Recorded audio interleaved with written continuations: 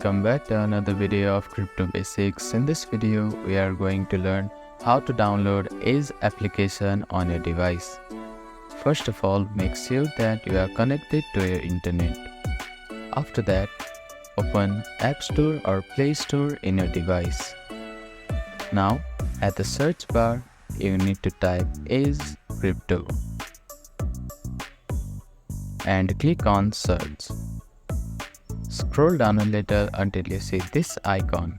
Now click on Install button here. You may need to verify if it is your first time downloading our application. After the download is completed, click on Open to use the application. You can also find the application on your home screen. So that is how you can download Ace Crypto on your device. Thank you for watching this video. Please do not forget to like, share and subscribe to our channel and comment down if you have any queries.